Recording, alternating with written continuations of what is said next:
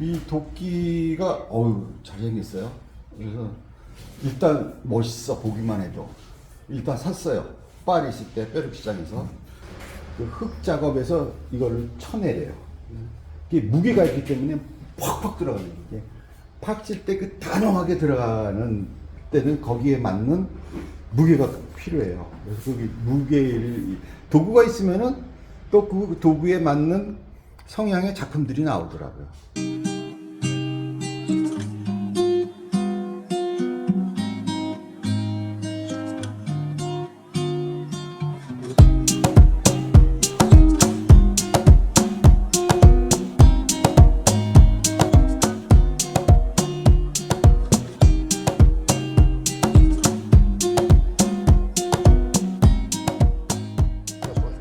조그만 그야말로 아주 작은 빛들이 여기 이제 확 이렇게 이루어질 수 있는 그런 거를 만들어 본 거죠.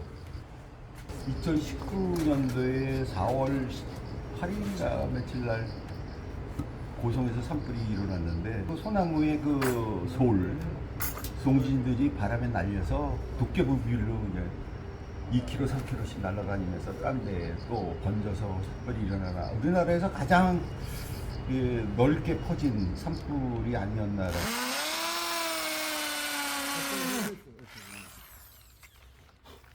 이 죽음과 그 이후에도 새로운 생명 같은 것들을 얘기하고 싶다라고 늘 생각을 했었는데 뭔가 거기서 시작할 것 같은 뭐가 될지 모르지만 어떤 새로운 시작이 될 수 있는 보석이 있을 수도 있겠다라는 생각이 들어서 그런 걸로 있는 듯 없는 듯 뭔가 반짝거리게 하는 것들을 만들고 싶다. 그래서 스테인레스를 이제 단조를 한 거죠. 막 망치로 두들겨 가지고 바닷가 모래에 있는 그 난반사들의 그 반짝임.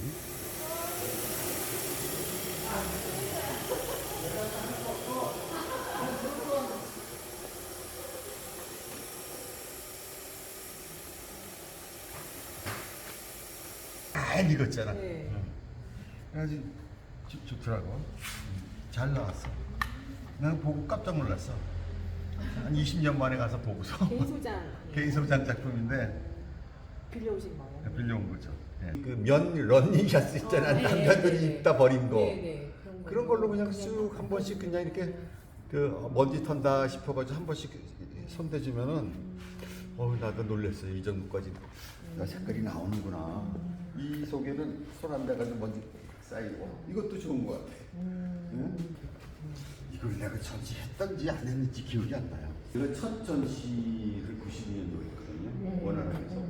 아마 이게 커서 원활하게 작았거든. 근데 전시 안 했던 것 같기도 하고 했던 것 같아. 기억이 잘 안 나. 아마 도록은 찾아봐야 되는데 옛날 도록들이 잘 없어가지고 제가 여기가 들어온 게 2016년도인데 제가 먼저 있던 작업실은 난지도 서울에 있는 난지도 끝에 부분이 고양시가 시작이 되는데 제가 그 있었던 10년의 덕운동이 다시 가보니까 그 한옥들이 포크레인에 의해서 푹푹 이게 찢겨져 내서 끊어진 나무가 뽀개지고 찢겨졌을 때의 그 질감이 너무 그 사람들의 삶의 아픔 같은 느낌이 들더라고요.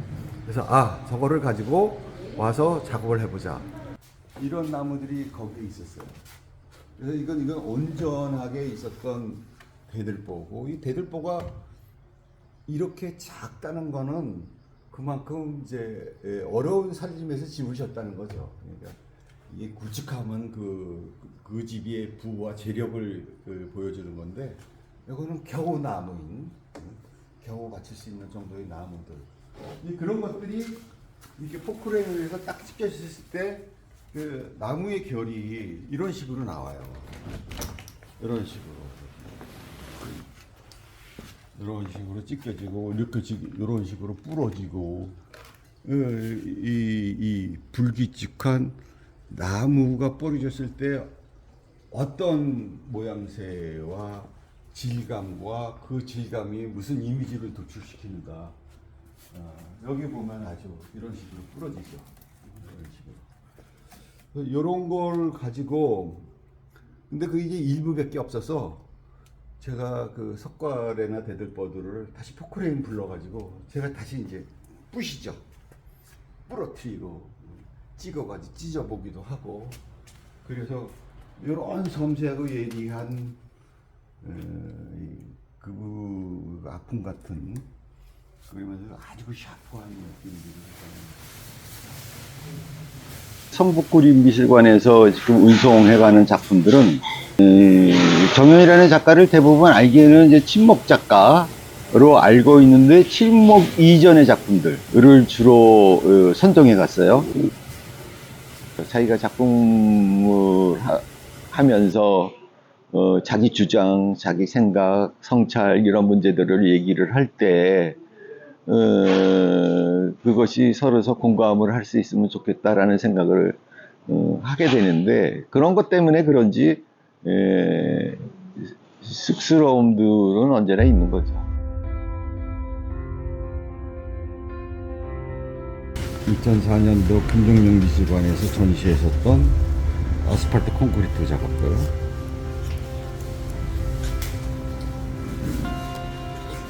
과천국립현대미술관에서 올해의 작가 2006년 작년.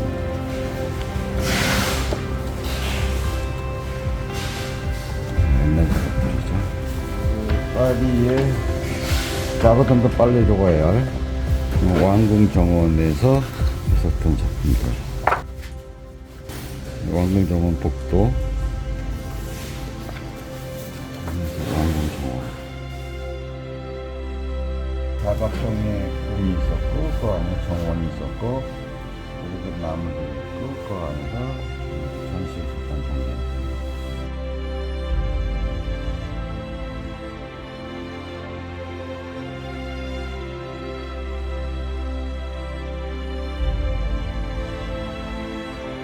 세부 디테일들이 있고, 그 궁에 붙어 있는 갤러리, 2부 갤러리에서 이런 전시를. 그런 언덕 위에 70개의 작품들이 있어요. 그 뒤가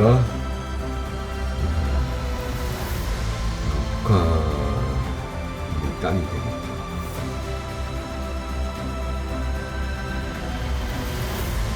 침묵 작업은 내가 왜 하게 됐냐면은, 초등학교 때 60년대죠. 60년대 학교를 오갈 때 때로는 그 기찻길을 많이 다녔어요.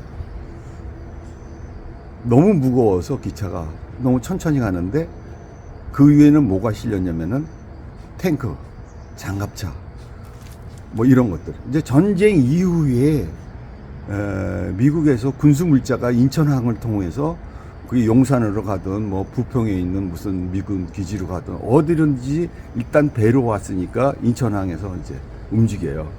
너무 천천히 가죠. 가만히 있으면은 바퀴가 지나가는 그 순간은 땅이 푹 꺼져요. 내 몸이 쑥 들어갔다가 고개 살짝 덜크덩하고 지나가면은 다시 내 몸이 쑥 올라와요. 그 느낌이 지금도 있어요. 얼마나 무거웠으면 땅이 꺼졌다 올라오는가. 그리고 제가 본, 태어나서 가장 충격적인 거잖아요. 우선 조각가로 보면 그 메스도 괴물이고, 덩어리 크기가, 어마어마한 그 이미지로 보나, 무게로 보나, 전쟁이라는 공포로 보나, 이게 충격적이지 않을 수가 없어요. 근데 그게 고스란히 담겨 있는 것이 저는 이제 침묵이라고 보는 거죠. 그거를 받쳐준 그 침묵이 바로 아랫부분에 그 기체가 지나갈 때마다 침묵이 눌리면은 그 밑에 있는 자갈에서 눌리고 해서 10여 년 이상을 이렇게 눌려져 있었던 거예요. 근데 요런 것이 나는 그 역사이고 시간이고 인내이고 견딤이고 이런 걸 본 거예요. 이걸 보면서 야, 이건 너무 세다. 그 물성을 통해서 이야기를 이제 찾아가요. 이 재료를 내가 내 어렸을 때 기억과 이런 것들이 오래되면서 이 시대의 어떤 아픔이라든가 이런 것들이 이 안에 도서관이 있다고 생각을 했고, 그런 것들이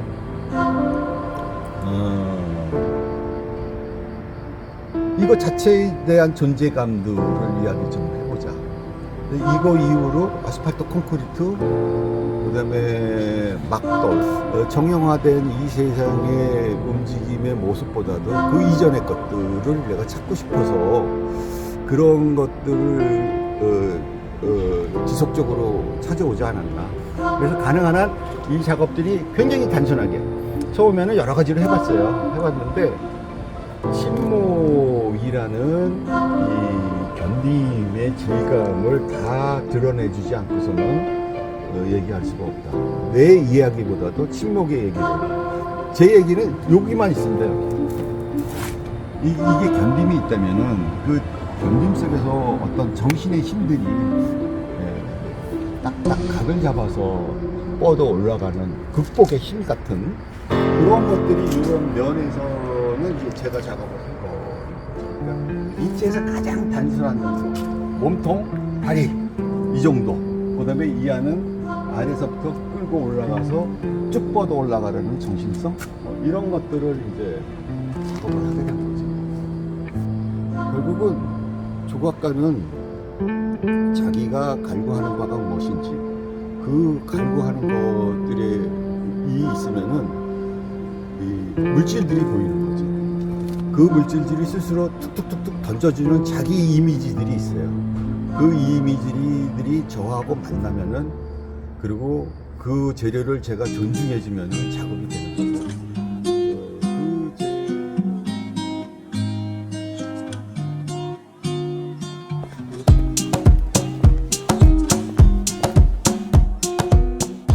이 바람의 언덕에서 그래서 70개의 작품을 여기 침목을 세워놓은 적이 있죠.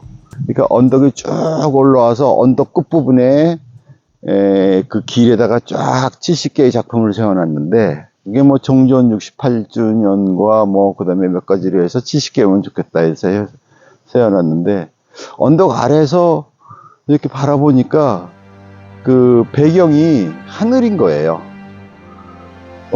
그 하늘 위로 찔러 올라갈 것 같은 그런 이미지, 아무것도 없는 상황에서 오로지 그 침묵만 있을 때, 그때의 느낌이 저는 침묵 전시 중에서는 가장 잘 어울렸던 것 같아요.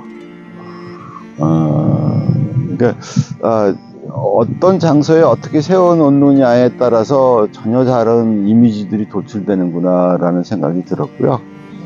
침묵을 선택할 때도 그렇고, 다른 재료들을 선택할 때 보면은 대부분 아무것도 아니고 하찮은데, 그것이 가장 낮은 것들이 그냥 가장 낮은 것으로 끝나는 건가, 그거에 또 가치가 있다. 그래서 그런 가치를 발견해 보고 싶은 게 쭉 있어 왔던 것 같아요. 뭐 그걸 정해놓고 했던 건 아닌데, 작업을 계속하다 보니까 한 줄로 연결되어 있는 것들은 그런 것들을 내가 계속 찾고 발견하고 추구해 왔구나라는 생각이 좀 들었습니다.